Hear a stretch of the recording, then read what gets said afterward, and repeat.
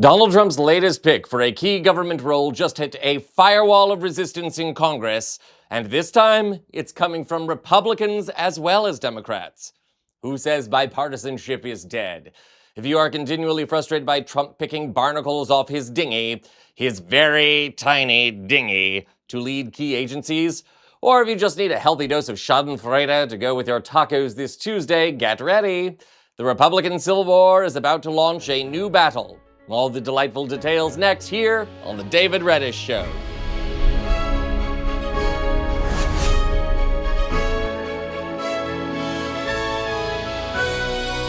Welcome to the show, my beautiful viewers. I am your host, as ever, asking you to please subscribe to our channel now if you have not. I'm pushing toward a new benchmark of 400,000, and I can use all the help I can get. And if you have subscribed, thank you. Please help get word out about the show any way that you can. But okay, there's a lot to unpack here, so we should get started. As you may have noticed, the exodus from the Trump administration has begun, either because officials are tired of the demented antics of President Heart Failure, or because President Strokey Pants is annoyed with them.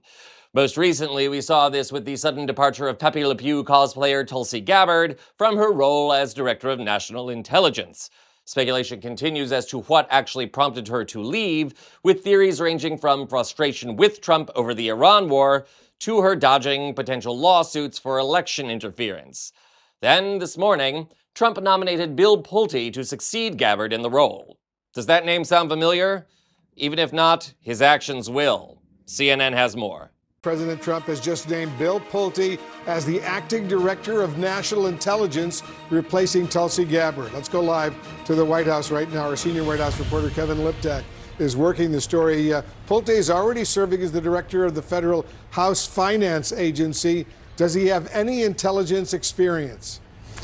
None that we know of, Wolf. You know, to call this appointment an unorthodox one, I think, would be an understatement here. You know, he's the heir to a construction company fortune. He's been in this mortgage role for the last year or so. What he is a real true Trump loyalist. You know, he's a frequent guest on Air Force One and at Mar-a-Lago. And what you've seen him doing is leveraging this role that he's in at the mortgage agency to try and go after some of Trump's perceived enemies, using allegations of mortgage fraud to go after the New York Attorney General Letitia James, the Fed Governor Lisa Cook. In some ways, that effort has not succeeded, but it has, I think, engendered an enormous amount of goodwill towards him by the president. So, Trump wants somebody with no intelligence experience whatsoever taking on the top intel job in the country. What could go wrong? As it turns out, quite a bit, and that's even before Pulte has started. Stay with me here, people. Even worse, he's a Nepo baby mortgage executive, meaning he has dubious experience on that front also, who has launched frivolous lawsuits for mortgage fraud against Trump's enemies. Does it seem like President Groposaurus Rex is planning to weaponize national intelligence to you? Yeah, this is bad. Senator Mark Warner has already come out against his nomination, signaling that he will have little to no Democratic support. And in a refreshing twist, so have Republicans. Take a look at this. This morning, The Hill reports that at least 2 key Republican senators have expressed skepticism, even tentative opposition, to Pulte's nomination. That includes Senate Majority Leader John Thune.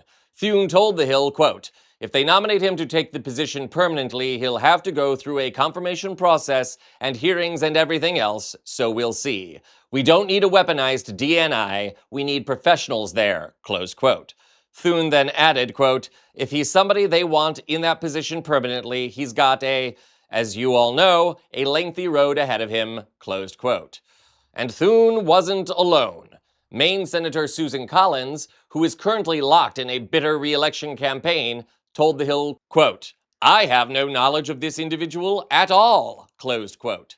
Both follow the aforementioned heated comments from Mark Warner, and just as a reminder, in the Senate, Republicans can only afford to lose 3 votes and still get a nominee passed.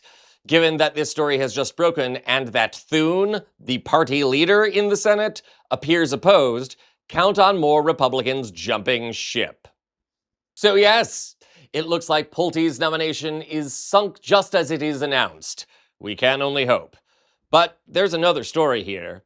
Why is Thune suddenly finding his testicles in standing up to Trump? Well, I point to the loss of Senator John Cornyn in Texas to the Trump-endorsed Ken Paxton.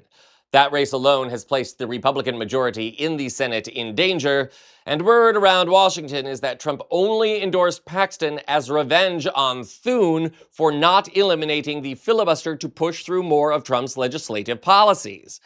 Which, at the moment, it looks like that may have been the wrong battle to pick. If Trump can't control the Senate, he's going to be in real trouble, especially if he faces new impeachment hearings or needs other appointees, like the open role of Attorney General, approved. Thus, the taco president looks more and more like Donald Lame Duck. And Mr. Pulte looks like another stalled Bill on Capitol Hill. Cue Schoolhouse Rock and a mocking trombone. Everybody join me in this one.